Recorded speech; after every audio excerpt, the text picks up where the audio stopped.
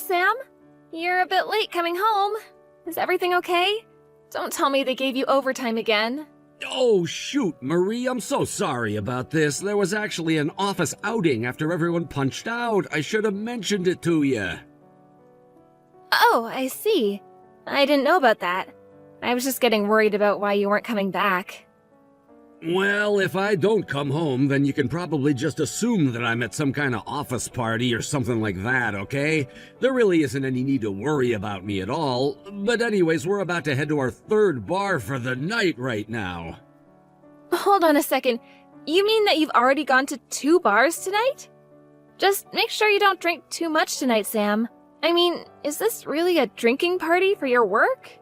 Yeah, of course it is. Today's a big day, and we have a lot to celebrate tonight, so that's why we're all going out. And just what is being celebrated by everyone tonight, if I may? Well, we're just all celebrating how well we've all been doing with our work. I mean, even some of the most strict managers are here, and even they're congratulating us. I really don't think you understand what it means for those two to open up and even come to one of these things in the first place. I see. Well, I guess that all sounds like a good thing to me, right? I mean, I guess it really is a special night for you guys. Actually, did you know that it's only me and one other coworker who are doing the best numbers at the company right now? He's basically my rival at the office, but I just know that if I can really prove myself against him, that I'll finally get promoted to a management position. So that's why I'm only gonna have to work even harder from here on out. Wow, what a time to have a rival. I had no idea that things were so exciting for you at the office. But I guess that he must be pretty good if he's competing with you for the top spot in your division. He really is something. He basically graduated from the same level of school that I did, and we've been competing ever since we both joined the company around the same time. Oh, I see. Well, I guess at least the two of you are probably only pushing each other to work even harder, right? Yeah, but I think that's just all part of Mr. Davis's plan. He's always trying to pit us against each other so that we perform better. Although I guess given how I'm talking about this, I can't say that his strategy isn't working. And besides, if a big promotion is waiting at the end for me, then it'll all be worth it. And that also means that you can't exactly say that the system is unfair, so it's just you versus the other guy. Wow. Well, that Mr. Davis of yours sure sounds like he knows how to run a tight ship.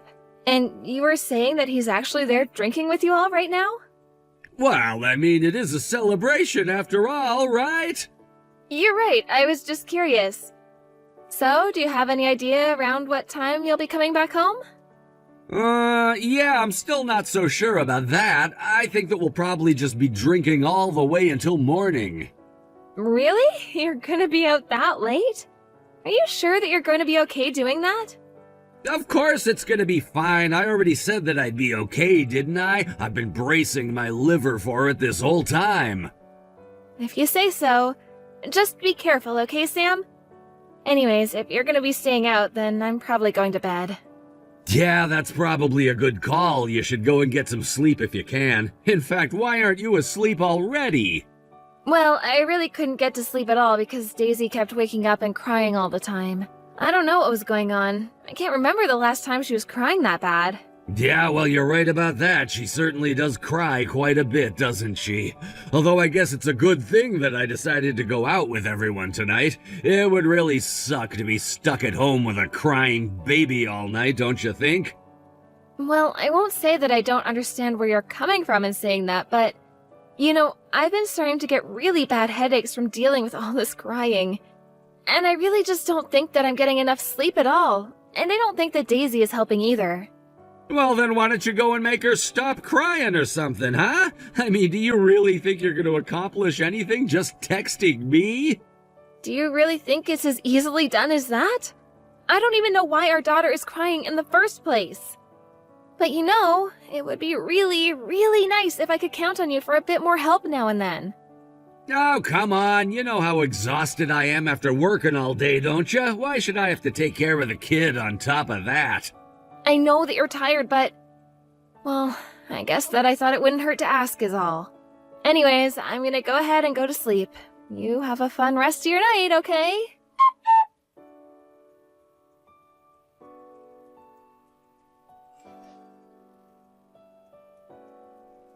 Hey, Sam, are you still out?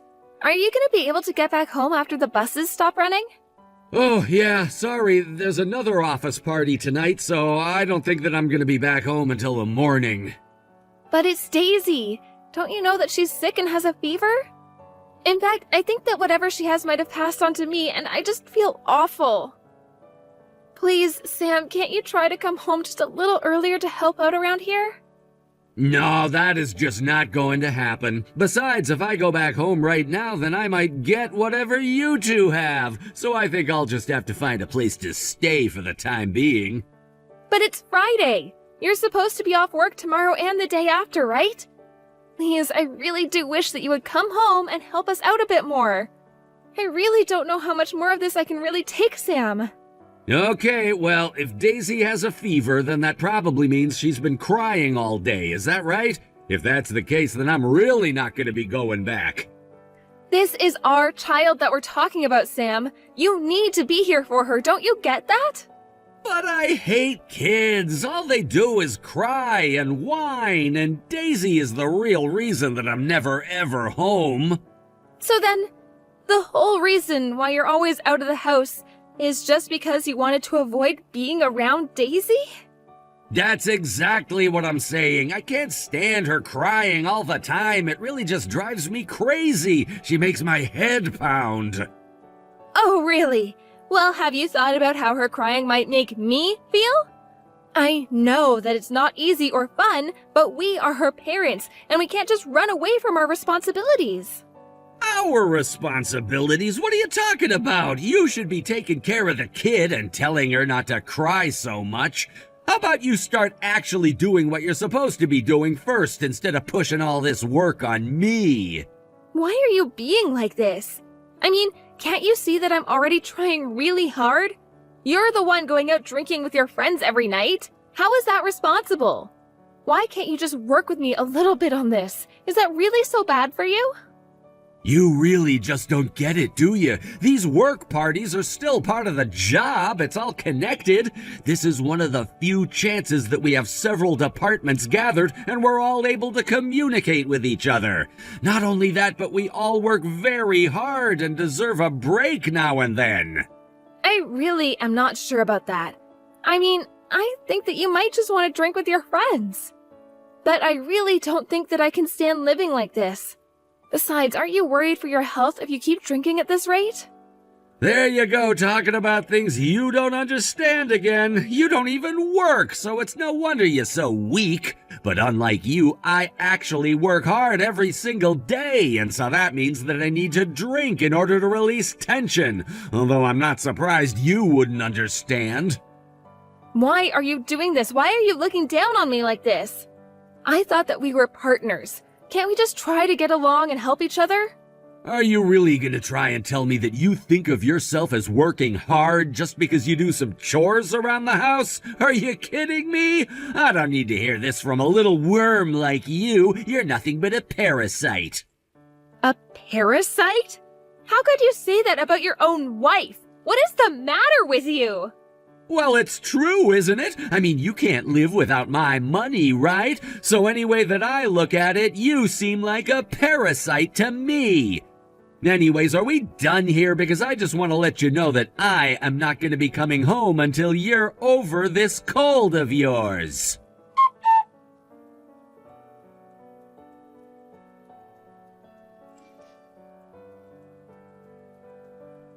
Hey, just what the heck were those messages that you were sending me earlier, huh? You really think that you could just tell me to stop drinking and come home? Just who do you think you are to talk to me like that? How dare a little parasite like you talk to me like that?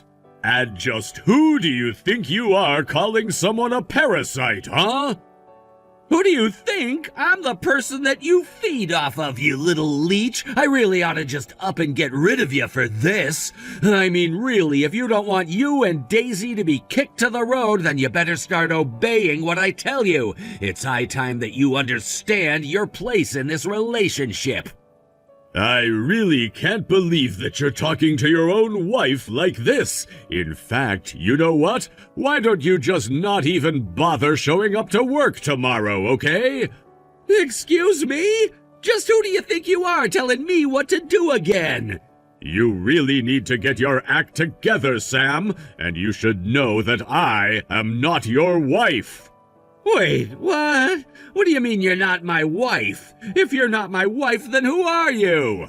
This is actually your boss, Sam. You know, Mr. Davis. Don't tell me you've forgotten your place in this company. Is this supposed to be some kind of joke or something? Why in the world would Mr. Davis be using your phone, Marie? You do remember that I asked you for those documents in time for our meeting tomorrow, right? But I guess since you're going out drinking tonight, that must mean you've done your work, right?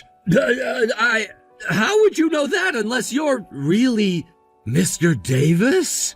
Ding, ding, ding! Is it finally starting to click for you, Sam? Do you finally understand what I'm telling you?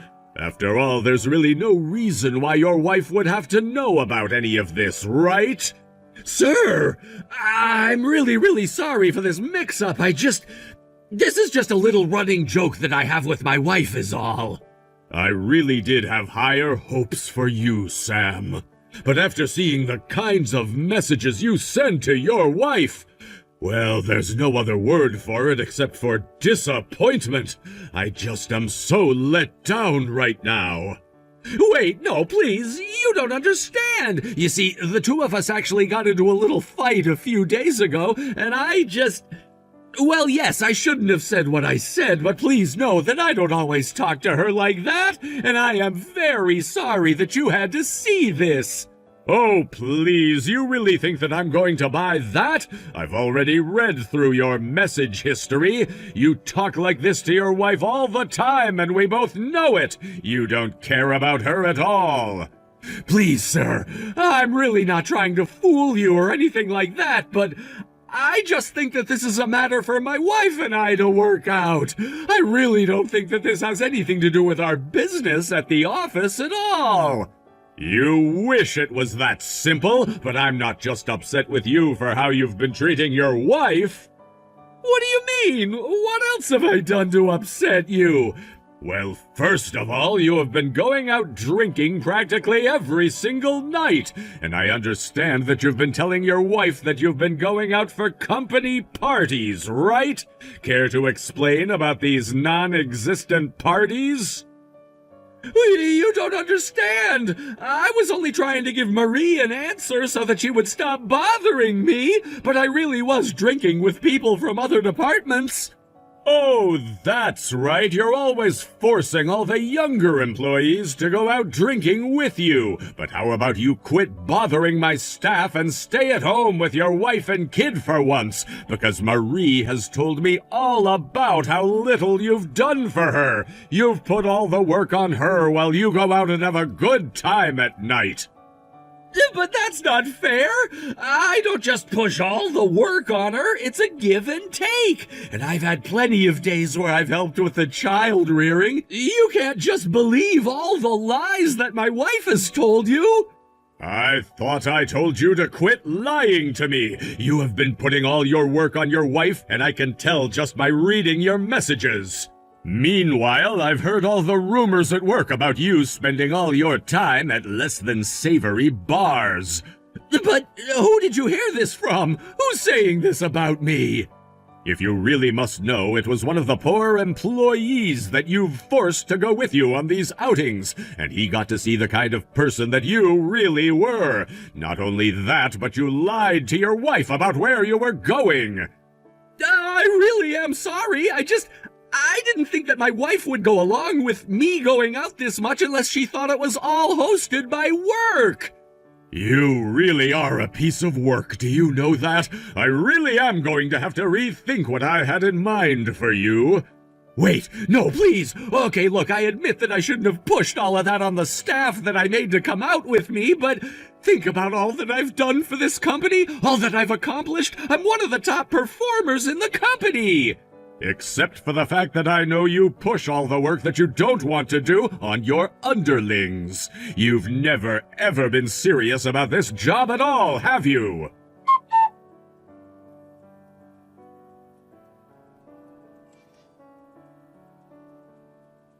Hey, where did you go? Where are you? Why is all your stuff missing from the house? I am taking Daisy and I'm going back to my parents' house if you must know. I can't take this anymore and I'm leaving. Do you get it? Is this supposed to be some kind of joke? How could you do this to me? Oh, please, you know that you left me no choice. I'm not going to change my mind, so don't bother. You still have a lot of explaining to do. Just why in the world was Mr. Davis texting me from your number? Why were you two together? If you must know, we were actually in a cafe not far from your office. And it felt so nice to finally have someone listen to me about all that I was worried about. What does this have to do with anything? I actually sent him an email from your work email. I told your boss a bit about how you were treating me, and he agreed to meet me in secret. I told him all about how you're always out of the house, drinking, and never at home to take care of Daisy. Not only that, but Mr. Davis also told me about how you lied about all those company parties. How could you do this to me? You betrayed me, and now you've gotten me in serious trouble with my boss. Have you gone crazy or something? Sam, you can't blame me for this at all. You can only blame yourself for this. I told you that dealing with Daisy's nightly crying was really driving me crazy and that I was starting to reach my limits. Meanwhile, you walk around and act as if you're a good husband when you're not at all. It's no wonder your boss was so disappointed in you when you had built up such a different persona for yourself at work. What do you know? You don't even work, and now you've gone and made my going to work so much more awkward. How am I supposed to make this up to my boss, huh? Make it up to my boss? What about me? Besides, this is a mess all of your own making, so why don't you start by apologizing to me? Do you have any idea how long it took to build up that much trust in my office? You've blown everything up. You have had so much time where you could have changed your behavior. I warned you over and over again that I was reaching my limits and that I was under a lot of stress. What did you think was going to happen when you were never at home to help me? But I didn't think that you would go and do this to me. You weren't supposed to stab me in the back like this. I thought that I could trust you. You're my wife. You're supposed to be there for me. I was there for you, Sam. You weren't there for me, though. I tried to be a good wife to you and a good mother to our child, but now it's clear to me that I had always been doing all the work. And if that's how things are going to be, I'd much rather just do things on my own. Have a nice life, Sam.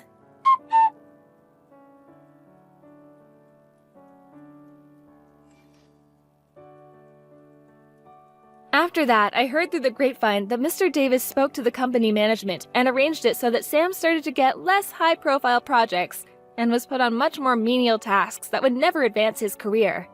Sam quickly realized what was going on and could only watch as his access to the corporate ladder was cut off. Although not wanting to quit and start over from the bottom, I heard that Sam is still working at the same place. I can only assume that the rival he had mentioned to me surpassed him and is now probably supervising him. I know it isn't what Sam wanted, but I'm sure it was good for the company. Some years later, I heard that Sam's company had to be restructured and that Sam was let go in the process. By then, Sam and I had finished our divorce and he was paying me child support for Daisy. After hearing that he had been fired, however, I told him I had gotten remarried and didn't need his money anymore.